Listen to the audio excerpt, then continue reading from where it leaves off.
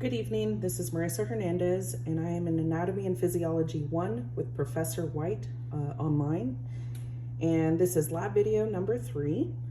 And I apologize for our little Halloween decor. We've decided to take advantage of our skeleton for some Halloween decorations.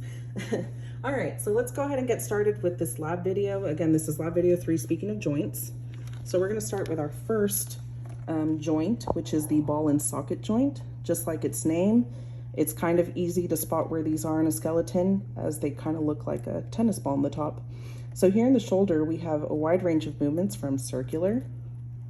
We can go side to side. We can move forward and backwards. It has the most range of movements.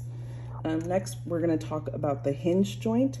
The hinge joint, just like a door, can move forward and backward, and that's it. So in this case, the knee will flex up and it goes back to the starting position. It can flex up and go back to the starting position.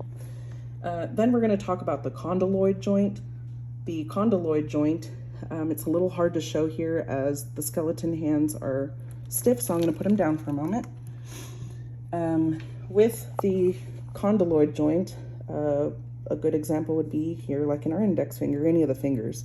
But we have the metacarpals right here in the middle before we get to the phalanges, and that movement in that joint area right there in the middle will give me the movement. If I were to just block this, I can move forward and backward, and I can move a little bit to the side, but I can't really do a circular movement without the help of those other joints. So that would be the condyloid joint. Then we have the saddle joint. The saddle joint has a wide range of movements. Again, here we're going to use my hand because the skeleton's a little stiff, and we're going to talk about the thumb. The thumb can go kind of in an oval shape, but it doesn't fully go around. I can go forward and back, side to side. The next one would be the pivot joint. The pivot joint can only move around. Here we're going to go ahead and talk about the neck. Here with our neck, we can move from one side to the next, but we can't go fully round. That would be like an exorcism, and that's a little scary. I don't know why I'm putting them down, because the next one is going to be the fibrous joint. That's why I'm putting them down. In our fibrous joint, we have 3 types, and specifically today, I think a good example would be the sutures that we have in our skull. There's plenty of them. In this case, we're going to speak about the coronal suture here in the skull. It's here where the frontal lobe is. And sutures are never movable, they're immovable. So again, these are joints that probably have extremely limited to no movement, but in sutures case, no movement whatsoever. All right, then we have the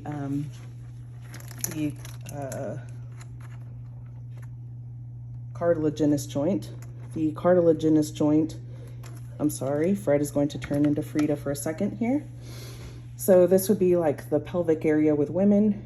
When we have to go through childbirth, the pelvis will expand to allow the baby to go through. That movement, again, it's a limited movement. It's not like it can do crazy things, but it can move like an elevator door to allow the baby to come through during that time period. Then we have the flexion. For flexion, let's stand them up. For flexion, that would be bending the knee. So being able to bend the knee, that is a flexion. Then we have the abduction. Again, here I would love to use the hands and I can't. This would be the movement of our fingers separating apart from each other. Live long and prosper. And finally, we have the dorsiflexion. This would be when we move our foot, like we stand on our heel and we move it up towards our shin. That's always kind of a painful stretch there, but it's great to do before and after running, by the way. And that, my friends, is the joints.